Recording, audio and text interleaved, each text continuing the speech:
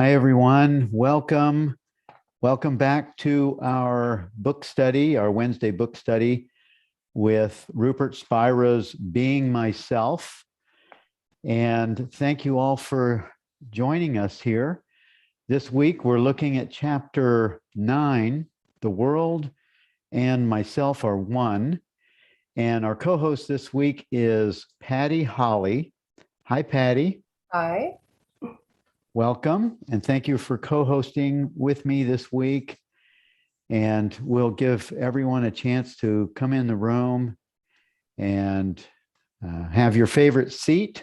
I love this Zoom community because we all get to have our favorite seat. Sometimes we're surprised at where people are. One time we had a book study and a woman was in her hot tub. oh my God. It was we had to erase that part of the video. And she didn't realize what was happening. So anyway, thank you for being here. And we're looking at chapter 9. We only have about 6 pages this week. And it's really just more of the rich content of Rupert's teaching and pointing. And in 2 weeks, Rupert will be here with us live. So formulate your questions. If you want to email some of them in, he won't get to all of them, I'm sure. So try that, and we'll see if we can just switch back and forth with emailed question versus hand up. And Patty, we're on the first page here of chapter 9. It's on page 83. And what's your favorite part about this first page? I really loved it all, but the title, The World and Myself Are One, there dispels, there's no separation. It's just unity consciousness, and I love that so much. Yes. It's like infinite, indivisible. And that word indivisible means cannot be divided or separated. So it's all one. We all share that one infinite awareness. Yes. The world and myself are one. This would be like his teaching, and he goes right into it in the 2 stages, because the world and myself are one is the inward facing path and the outward facing path combined. It's the 2 teachings that are the one. Yes. Yeah. Yes. That's awesome. I love in the first paragraph where he's talking about in the stage of meditation or the flow of life, there's the inward facing path where we extricate. I love that word, extricate, our essential self, which is I am, from everything that we're aware of. So I'm taking off the name. I'm not Patty. I'm nameless. I'm not this body. I'm formless. I'm not a retired CPA. I'm nothing. I'm no object. I'm the subject. Right. And what's the definition of extricate? Does someone know the definition, the Webster definition of extricate? What is that? And someone was asking on the board, when will Rupert be here? Okay, so thank you for answering that. He'll be here March 2nd for at least 1 hour. He might go a little over. We'll just see if that happens, but he'll be here in 2 weeks. And sorry, Bill, to answer your question, the Webster definition of extricate is to free or remove from an entanglement or difficulty. Okay. So we're disentangling the seeming separate identity or the object of experience so that we can, or discriminating, we're disentangling from the seeming separate object just so we can see and know our primary position, our primary to be established as I am, as presence, as the self, as awareness. Yeah. So we are extricating our essential self from everything we are aware of, and awareness turns away from the object of experience and recognizes itself as the subject, just what you just said, of experience, the knower of the known. And this is so important because in fact, there was a mention on Facebook that I answered this morning from someone who was really pissed off because somebody was posting all of these things about the non-dual teaching and saying, well, I want to be my body. I want to suffer. I want to do this. And it was because they were only listening to, or they only had information about part one of, or stage one. And if you're only going by the teaching of stage one, you miss everything. Yes. Yes. Because this is also extricating self-concepts, labels, attachments, identifications. You're just going to be the subject. I am, period. Nothing else after that. It's like before Abraham was I am. Before Patty is I am. Before Bill is I am. Yeah. So then the second paragraph I really loved because Rupert here is Bill, giving you're muted. Oh, okay. I was saying, I don't know which chapter that's in, but Rupert uses that several times in his teaching. Before Abraham is I am. Yeah. Which, we know who said it first. They killed him. Yeah. Well, hopefully we're living in a better time where we won't get killed, but let's keep it on the down low. I would never go around saying I'm the I am prior to Patty. But anyway, I love the second paragraph because here he's giving us a language that allows us to stay in awareness and not veil ourselves.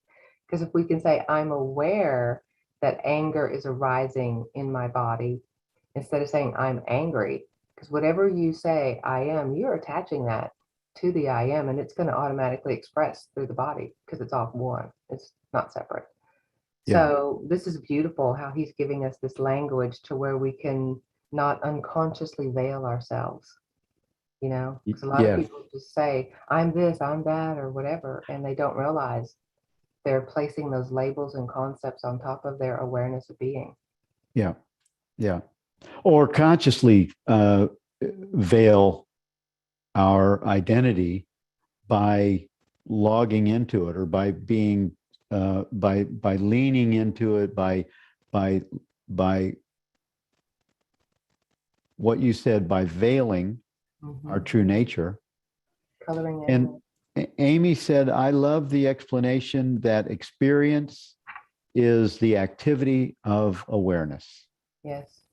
Yes. That's the modulation of I am. I'm the activity of I am. Yeah.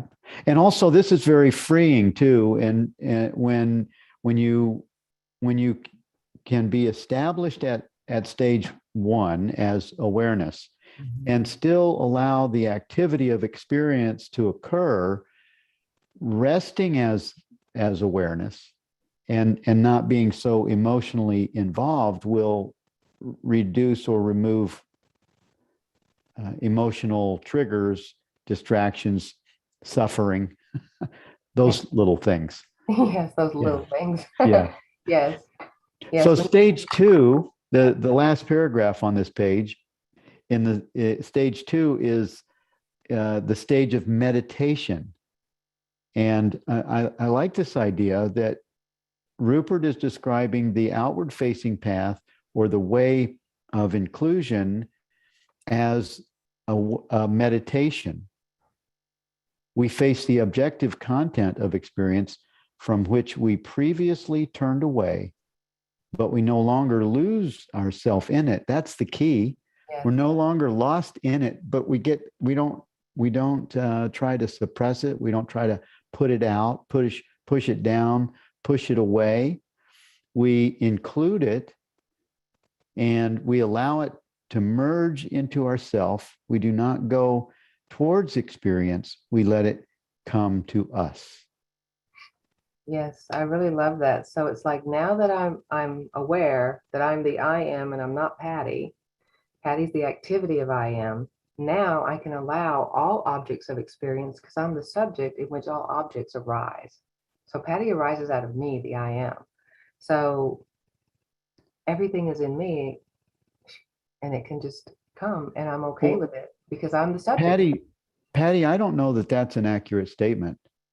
That that everything arises out of me, the I am, because I am is the name that's given in time and space. I think that all of these things arise out of just the nothingness that's everything that's prior to the I am. It would even be prior to the I. Well, I am is consciousness. On page 88, Rupert says that in science, God is referred to as consciousness. God is I am. So it's just a different word. So everything is arising out of consciousness, which is God, which is I am. Okay, we'll come back to this on another conversation because we'll come back to that. Because then on the very next page, it says experience always takes place in the same place in I am, the placeless place where awareness is, where I am. And that's infinite awareness. So it's all happening in awareness. Right. So you're giving I am the equal term as presence, as cool. Pure presence, infinite awareness, consciousness, energy, light. It's all the same thing. Yeah. Rick says in the chat there a comment, I am equals presence, which is what you're saying, consciousness, awareness, now. If now is all there is, how could anything possibly be apart from it? I am that.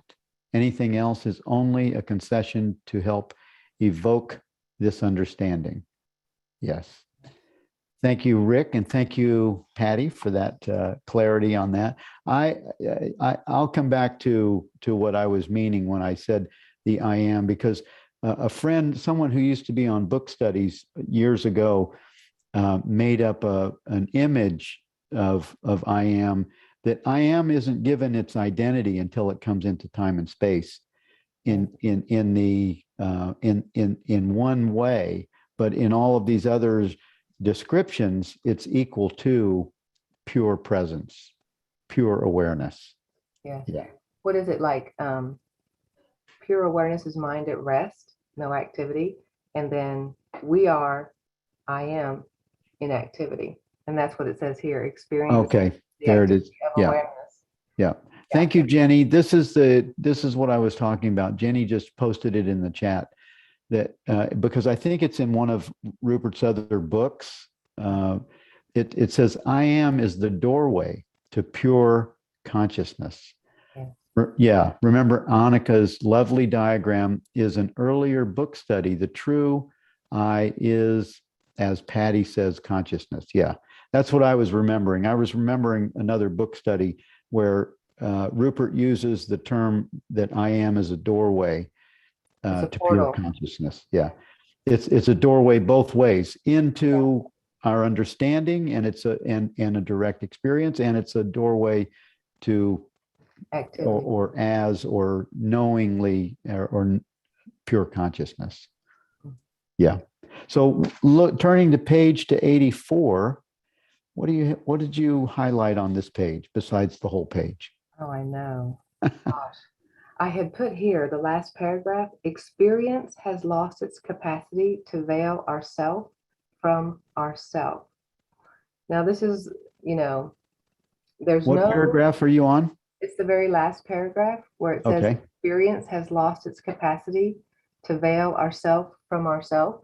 Yep. So it's sort of like prior to Patty is I am, but I say I am Patty. So there seems to be two I ams, but they're one and joined. I'm just the activity of I am. So I highlighted here, experience is just the activity or the modulation. So I am the movie screen and I am the activity on the movie screen, as Rupert would say. Yeah. And so those two are not separate, because at any moment I can pause and be right back in pure awareness, seeing everything, receiving divine downloads, and knowing what's what, because I am is all of it. Right. Well, what's interesting is Patty doesn't pause. It's But embodied. what's interesting is that, and there's an impulse that Patty may think that she feels, but the impulse is coming from John Smith, is coming from the awakening or awakened awareness that knows itself as not Patty. And I love how, I mean, this, in my mind, I put a little note under that paragraph that you just read, where it says the last sentence, we are equally at home in the presence and the absence of experience. I think of this as a term that I would call evolved awakening. It's sort of a term where you see and know intuitively that you're not this bodysuit, and yet the bodysuit and what you are is known as itself. Yes. Being myself. Unity consciousness, all is one. There's no separation. Yeah, it's awesome. The let's see, I have on the fourth paragraph from the top, this is on page 84. It says, once this is clear, so above that, the third paragraph, all there is to experience is the knowing of it. Yeah. So let's just, as we pause with that, all there is to this experience right now is the knowing of it. Which That's is the cool. awareness of it. The awareness of it. Yeah. All experience of thinking, sensing, and perceiving is a coloring of awareness, a modulation of what I am. Mm-hmm. And then he says, once this is clear, it is no longer necessary to take the inward-facing path. Indeed, it is no longer necessary to take any path. There is no pathway from ourself to ourself. Yes, you've collapsed. There's no doorway. Right. Any words only add unnecessary modulations to the isness. Yeah. I mean, really, the kicker is when you've collapsed, if you think you're separate from God, if you've collapsed those two I ams, I know that I'm one with God. There's no separation. I am that I am. And so I lost my thought. Yeah, I don't have to take the inward path. That would be weird. That would be like, what am I looking at? I am that. And well, so, I like what he says here, because he says once this is clear, so once we're established, like I would say most of us joining on this book study are pretty well established in this understanding, and could say once this is clear, it's no longer necessary to take the inward facing path. That becomes, as I can tell, as we all can tell from the comments that show up on the chat board, from the conversations that we have, that it's no longer necessary to split those two stages. right. Yeah. I'm the extension of I am as its activity. And that activity is called Patty. Yes. That's a name, though, not who I am. I'm the I am. So, yeah. That's funny. That's the truth. Yeah. Page 85, what do you see on page 85 that you would like to highlight, Patty? Yeah, the first paragraph, the conflict. So we're back in unity. The conflict has been healed. There's no more split. The two I ams know that they're one. So the conflict between awareness and its objects have dissolved. So the conflict between the subject and the activity, the objects of experience, are known as one. And that and the distinction between life and meditation has come to an end. There's a harmonious flow, a unity consciousness, a stream from infinite love to infinite awareness to infinite being, expressing as a finite form. Mm-hmm. And he says the distinction between life and meditation has come to an end. So it's meditation is more of just what you just said. It's just a constant flow. The flow. Yeah. You're in that stream of unity consciousness. You just know without knowing how you know. You Right. become the receiving tower. Hmm. You have direct communication with I am, with God. You're just receiving because you're not thinking anymore. I don't think anymore. When you're thinking, you can't receive. So stop thinking and you can receive. Yeah. It's amazing. So there's a discussion on the board. James says, I am as a doorway is probably more the use of a phrase than what it refers to, a doorway to what the phrase refers to. And Jenny answered and said, James, Rupert in other books has explained that we need to go through the doorway. Mine takes you to the doorway. You just need to pass through. But sometimes people hesitate at the doorway. And then Rick followed that. Oh, and she said also, he says you pass through the doorway in the opposite direction. Yeah, in the opposite direction to go out towards the world, bringing the perfume of awareness with you. So that's kind of that's where I get the teaching of passing through the doorway. I think it might be in the art of peace and happiness. And then one more thing, Rick says in the comment, the I am doorway isn't necessarily surrounded by angels that the mind may anticipate, rather could just as easily be gargoyles. Rick, That's funny. you're funny. I would say it like this. When you're established in I am, you're no thing. You're the subject. And then you go out the doorway and come into experience, and you're Patty, the actress on the stage of life, the activity. Yeah, you're seemingly Patty, right? Seemingly Patty. Yeah, Yeah. that's just my name, Yeah. my label. Yeah. But yeah, so you're going back and forth to being nothing to playing a character role, activity, nothing, Yeah. activity, nothing, activity. And it's one Right. though. Right. Oh, I like. I have a focus all of a sudden on the use of the word meditation that Rupert's using, Mhm. and I like that very much because I know most of you are familiar with meditation as the old-fashioned term of finding, quiet, stilling the mind, and finding this state of experience, and yet Rupert brings it into an experience where meditation is the movement of the understanding, even while you're still in the bodysuit. Yeah. It's just meditation is happening right here while we're talking. Meditation is happening when we're having dinner, when we're skiing, whatever. When we're working, meditation is a constant movement of resting and living in this experience that's being pointed to. Yeah, it's like a flow state. Just like if you ever played sports and you're just really in the zone and everything is just clicking. It's like mind, body, spirit is all one harmonious unit, and it's just a flow because they're all on the same page. They're in unity. Yeah. They're all Yeah. in agreement, and it's perfect. And So I love so what do you see on this page below the three stars? Yeah, I like the word existence. Comes from the two Latin words ex, out of, or from, the sistere, to stand, indicating that something that exists stands out from its background, just as an object in a movie stands out from the movie screen. And then in the next paragraph, what is the background from which everything that exists stands out?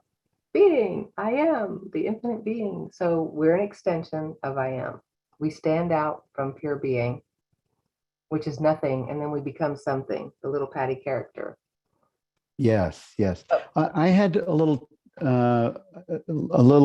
pause when I was kind of picking up the pieces of his language for this exist, because I've heard people say, I exist. Yes. Yes, of course I exist. Yeah. I'm me. Well, that exist is not the same exist as what's being offered here. Right.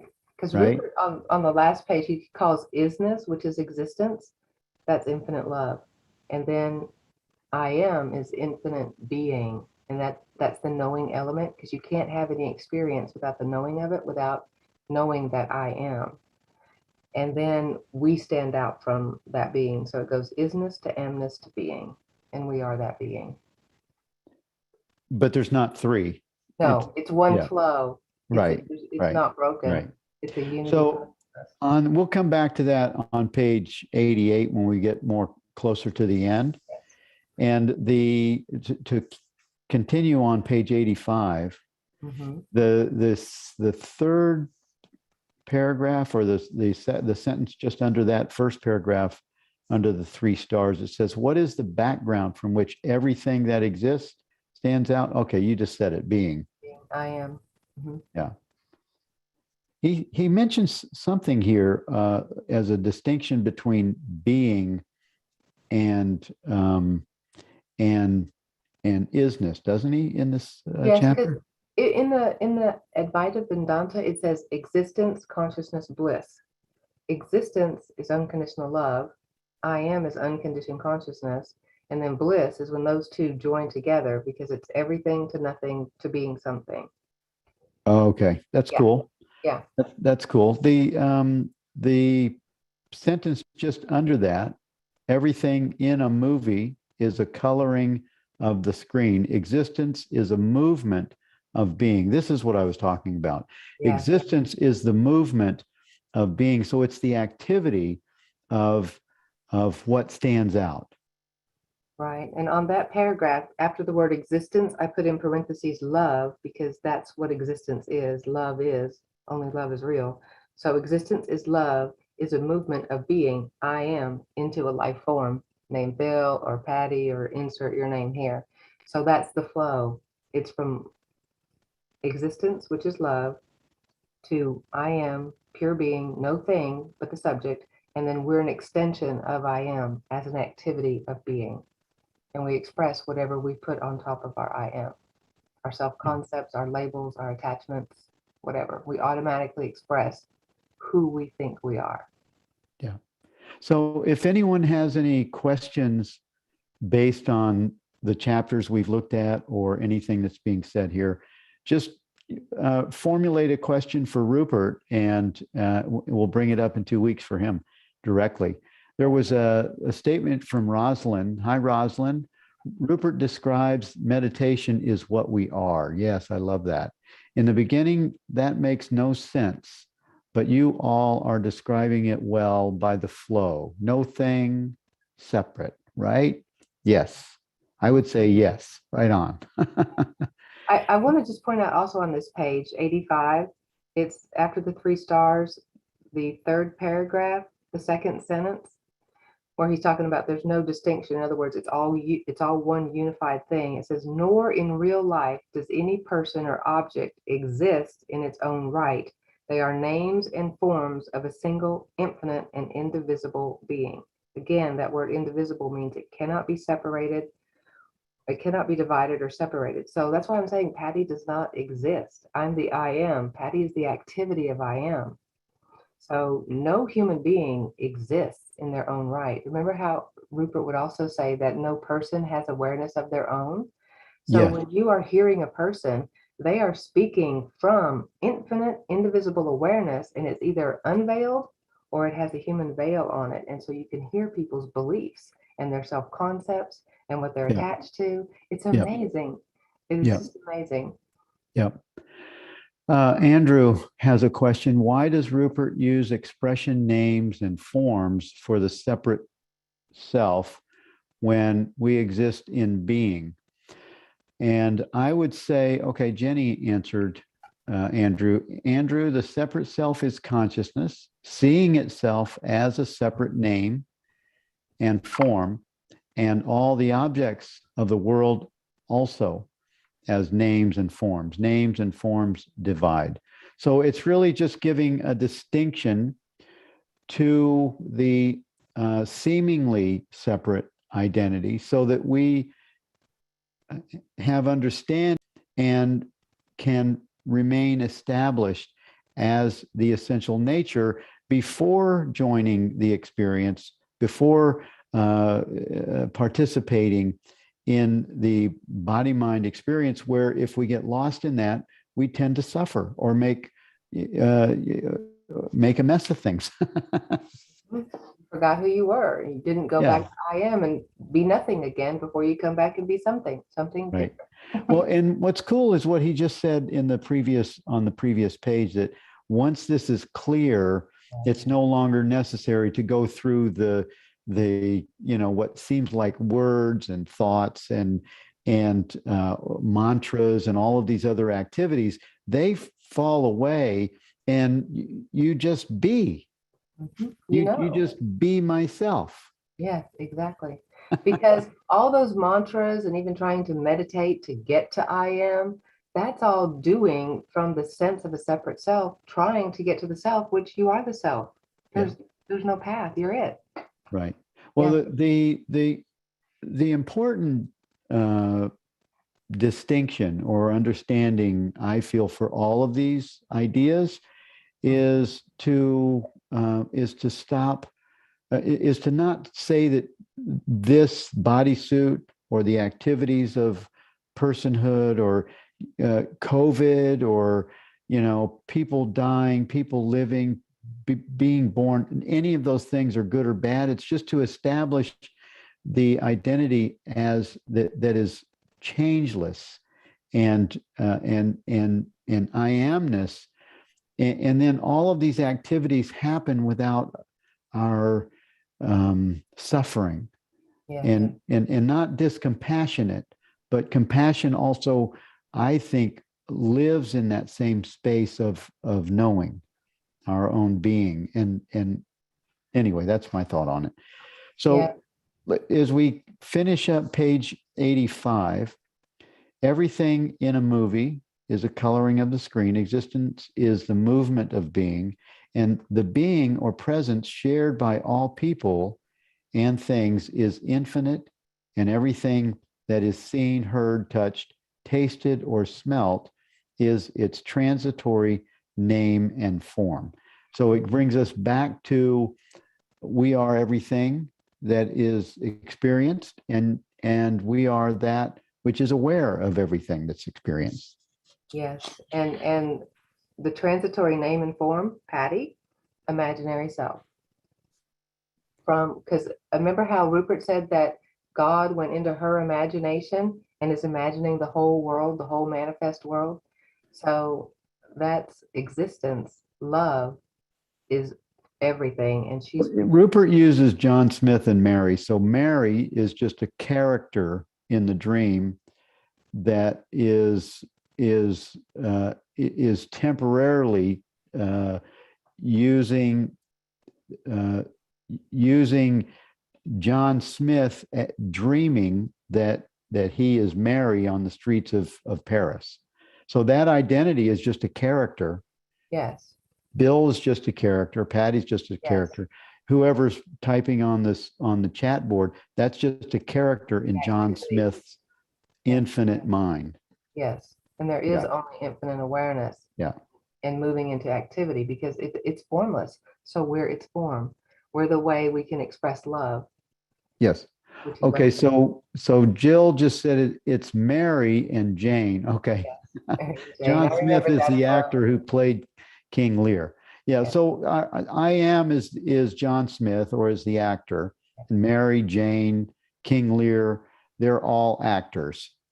Well, actually, Rupert was, when he did the John Smith to King Lear, I thought he was using the symbol John Smith is the I am. Yep. Then King Lear was who he got lost in that character and forgot he was God. He John thought he Smith. was King Lear, and he never was King Lear. No. Bill thought he was Bill. He was never Bill. No. Patty thought she was Patty. She was never Patty. So bringing it close, Yes. just use your own name Yes. as King Lear. We're all modulations of the I am, the one infinite, indivisible I am. Right. Okay. So let's get back to the page to page 86, because I think we're getting off, and I'm the one that's doing it. So page 86. What stood out for you on 86, Patty? I like the first paragraph. Everything we encounter is a manifestation of what truly is, pure being, or in religious language, God's presence. And then I wrote, no physical matter, only consciousness appearing as a person or as a matter, as activity. Yeah. Yeah. And in the next paragraph, halfway down, he says, no thing has its own independent existence. No person or object is an entity unto itself. Nothing actually exists. Yes. And if you're really attached to this bodysuit, this isn't saying that your relative experience as a personal self isn't happening. It's just not the primary, it's not the primary self that you are. And if we stay too attached to this bodysuit, we suffer with all of its conditioned beliefs. We are joining the matrix experience. Yeah. Caught in the net of beliefs. I love that, Bill. Yeah. Escape the matrix, move beyond belief, get into being, and then you can flow because you know you're not Patty or Bill. Yes. So moving up to the chat board, Amy said, I love that, Patty. No person has awareness of their own. They are speaking either from pure awareness or veiled awareness. They've still got the human veil on. They haven't taken off the human veil to know that they are I am. Either way, this is very helpful when the experience with another feels upsetting. Yes. Yeah. Especially when they want you to feel what they're feeling. Yeah. I want you to feel the way I feel. I want you to be guilty. Right. And then Jenny said, Rick, this path is a path of no belief. We need to surrender all beliefs. Belief is something we hold to be true without any direct experiential evidence. And it's also where all our suffering lies, is in the beliefs and the imaginary, the attachment to the imaginary separate self is where all suffering lies. Yes, and if you think about it, the body of beliefs equals a perception, and now you're in a false perception of a separate self. You're in duality, in time and space, and you're not in your true being, where love is flowing you everything and imagining, and you're having this wonderful life in the flow. So we look at the bottom of page. I love the third, the third paragraph on page 86. Okay. Where he says, whenever you look, if properly understood, this is not a nihilistic statement. On the contrary, it is an affirmation of the fact that every object or event we encounter is a temporary name and form of eternal, infinite being. As the Sufis say, wherever you look, there is the face of God. Yes. We're all God manifested as activity. And it's kind of funny. You take the word, they personify I am as the Father, so masculine. And look at the word history. His story. We're the actors in his story. We're the activity acting out his story, his dream. That's funny. Yeah. Yeah. So looking at the second to the last paragraph, things don't have their own existence. Yes. Being has things. Selves don't have awareness. Awareness has selves. Yes. So I'm an extension of I am, an activity expressing. My true being is I am. Patty is just the name of the activity that's going on right here, right now. Yeah. And then before we turn the page, Patty, look at the last sentence on this, on 86. Mm-hmm. Yes, I love that. Go ahead. Go ahead. We do not think of things because they exist. They seem to exist because we think of them. And then this thing, thoughts, abstract, discrete objects, and selves from the reality of God's infinite and indivisible being. I love that because I remember in the nature of consciousness, Rupert said that time created, a thought created time. So that collapsed us on the horizontal timeline into the activity, and perception created space. So think about it. We are the infinite I am. If we take a thought, I'm Patty, Here now I'm Patty. And whatever my perception is of myself, that's what I'm going to act out. So I'm keeping my perception. Father and I are one. I'm God. What do you want me to do today? And then I get the flow and I go. Well, So, and if you follow Rupert's teaching, I was in a webinar the other day with Rupert, and he was talking to someone that was was a little bit stuck on what to do with making a decision, and he just said, just ask. He gave the suggestion, just ask. Just ask the deepest love and understanding. Ask infinite being within, and that will just come forth. The answer will reveal itself by just asking. It does. And we're not, this is the old Christian term that used to ask God. Well, that's what asking God is. God is your higher self. God's the invisible. You're the visible. There's no Right. separation. Right. There's no separation. So I do that. I'm kind of funny. And it's like, the connection is like CB radio, breaker 19. What am I going to do? If I have a question or whatever, I get the answer. Like my husband misplaced his tape measure. And I'm like, wait a minute, I'm one with God. God knows where this is because God is all knowing. And so I just asked. And then like 5 seconds later, it says, look in his car. And it was in his car. I had no idea he went somewhere in his car, but God knew. And well, I like to go beyond the use. The word God is loaded with, for me. I don't.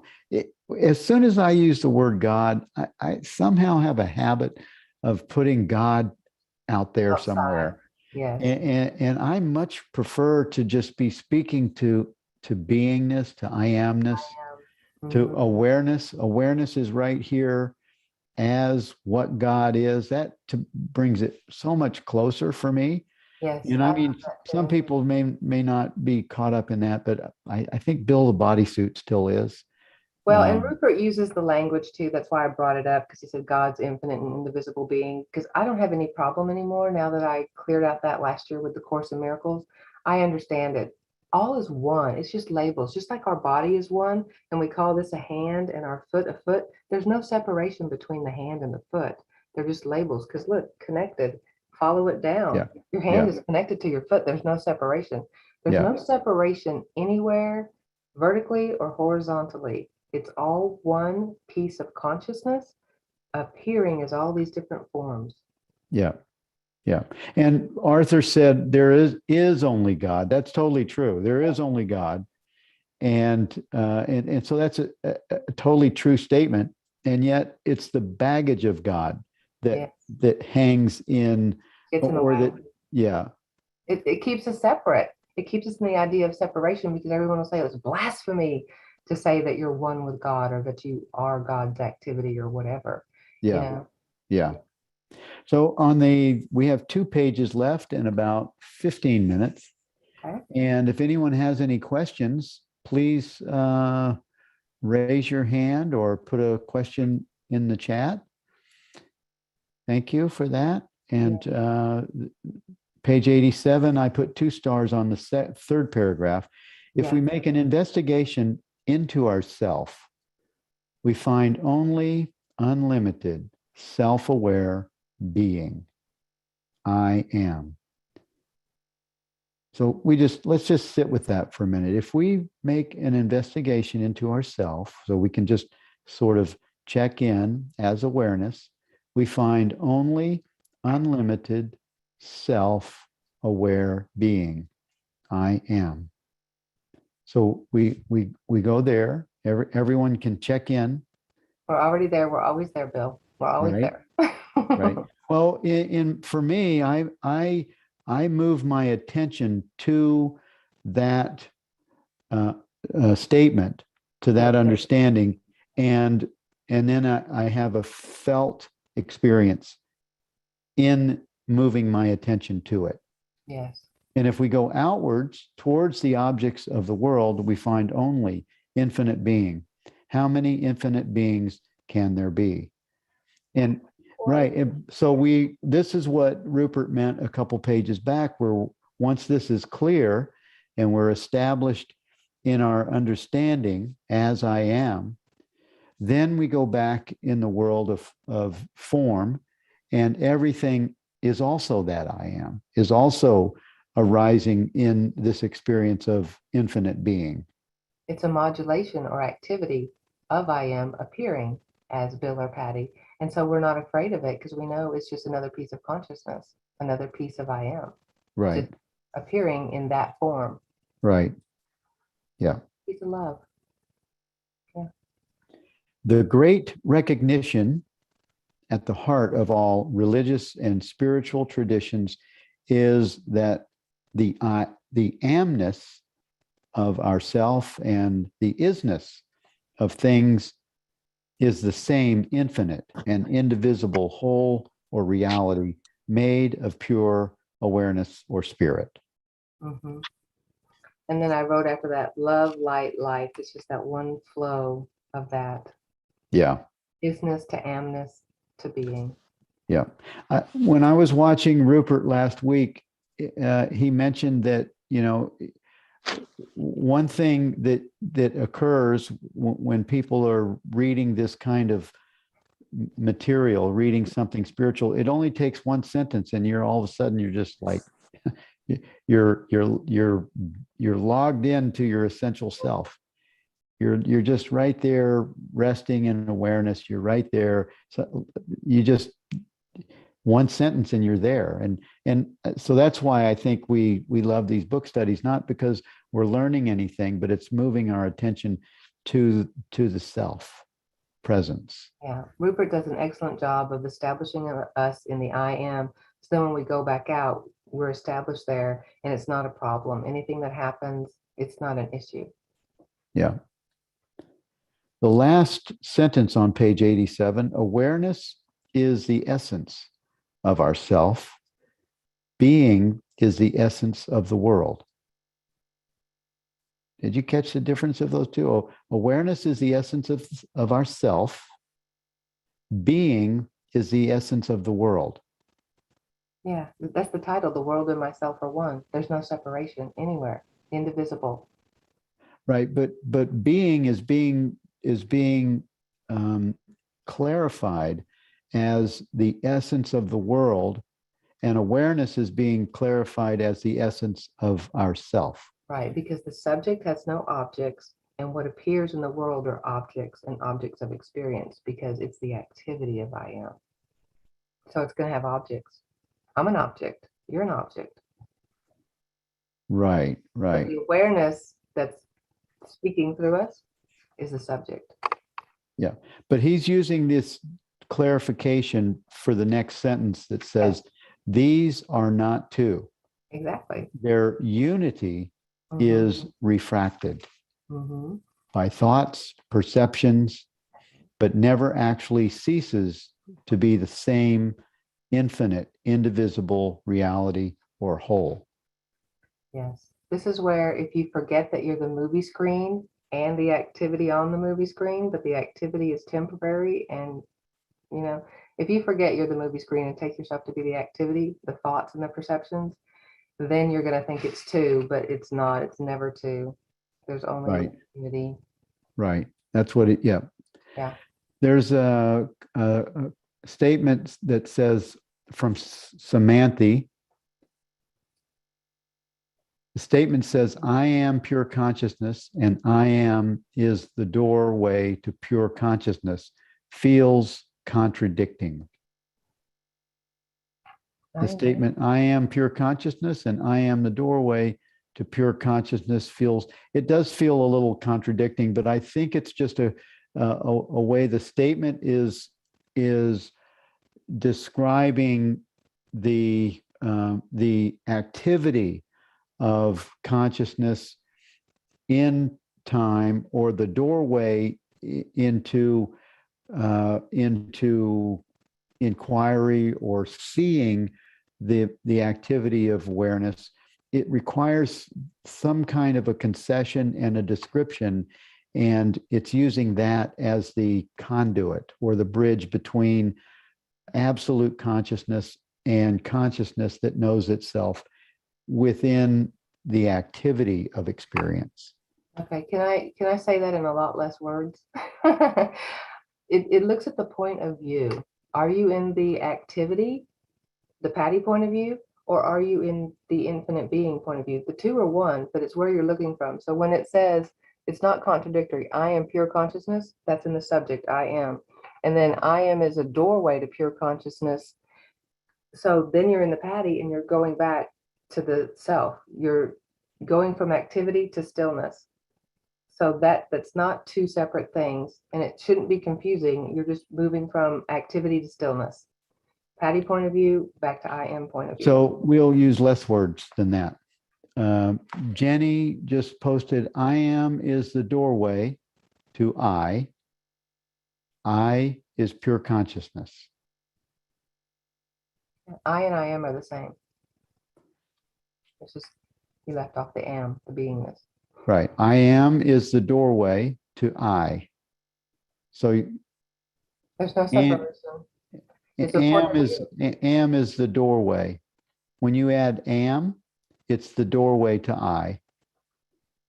Now, I is pure I am. consciousness. If I'm really stuck in the Patty, like something spinning in a perception, I can just pause and be still and just say, I am.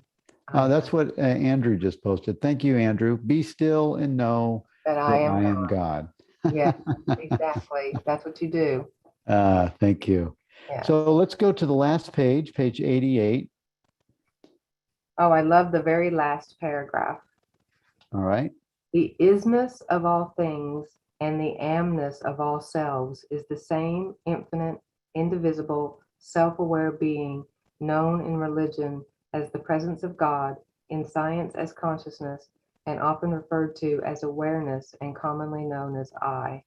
And I wanted to bring in a Rupert quote that I just really love, where he says, in ignorance, I am something. And what that means is when I have forgotten my true being of I am, I'm veiled and I'm somebody. I'm Patty. In understanding, I am nothing, meaning when I know that I am, the subject that has no objective qualities, I am nothing. I am no thing. I am no activity.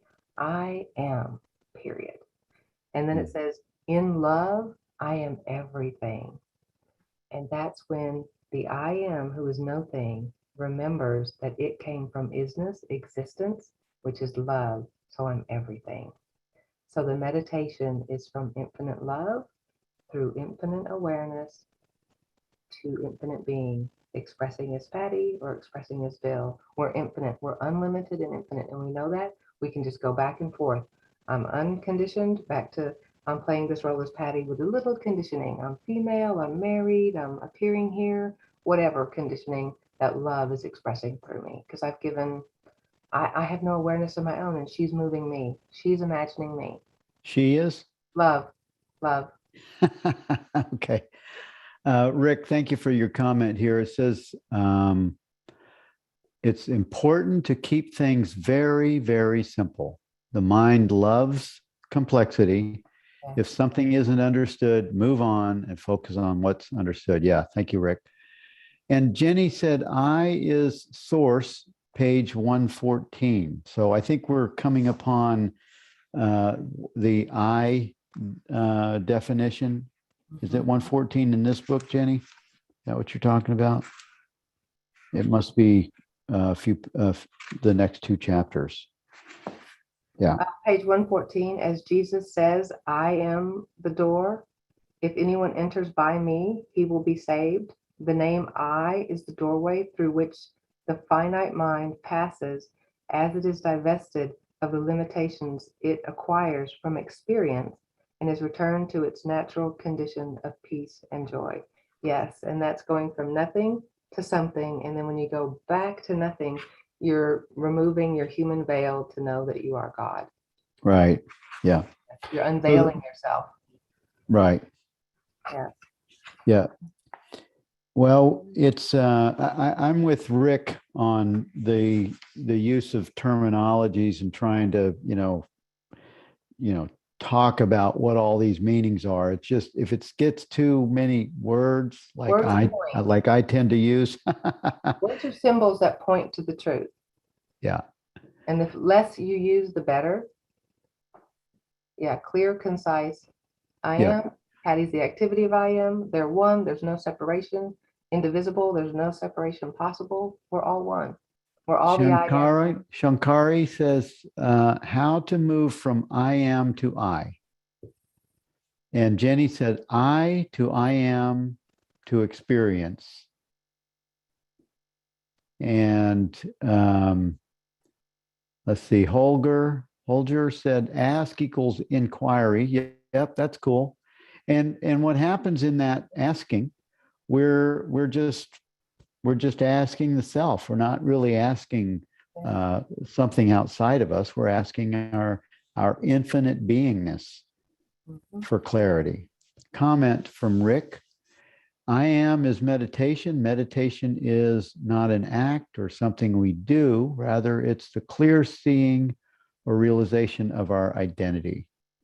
Yes. And the other thing that I saw on this last page, Patty, which is above the last paragraph, the second paragraph, Rupert says, the revelation of this reality is the impulse behind all great art. Oh, I love this conversation or this monologue on this, because it was for this reason that the filmmaker Pier Paolo Pasolini said, I want my films to restore to reality its original sacred significance. It is what Cezanne meant when he said of his painting, I want my work to give people a taste of nature's eternity. And it is what Bach was referring to in religious language when he said, all my work is composed for the glory of God. Yes. Yeah. I love that too, because we're the activity of God and our expression reflects God's being. And so you want to only imagine, be the best, Yeah. be the best unconditional love that you can be, express unconditional love. Yeah. Let's see. Sandra said to express in words the I am experience. And then Eve said, Patty, thank you. You grokked this perfectly. Bill, as always, I thank you for holding the space for us. And San Mathi said, when we do self-inquiry for all questions, answer is only silence. Yeah, totally. Yeah, because the answer comes in silence. Yes, and then the personal self knows what to do because it's getting it from that place. It's intuiting from that place of where it was asked. Yeah. So when you're lost in activity, that's when you inquire and ask the real self, I'm lost here. What do I do? And you'll get the answer, but you have to be still to receive it. Because if you're thinking and all wound up in fight or flight mode, you can't receive. You have to be still to receive. Yeah. So that's the end of our time together, everyone. Looking forward to next week. Thank you, Patty, for being a great co-host. I appreciate you. You grok it very well. And thank you all for participating in the chat and the comments and clarity. And next week, we're going to be looking at chapter 10 with Marlene Reisman, and see you all then next Wednesday for chapter 10.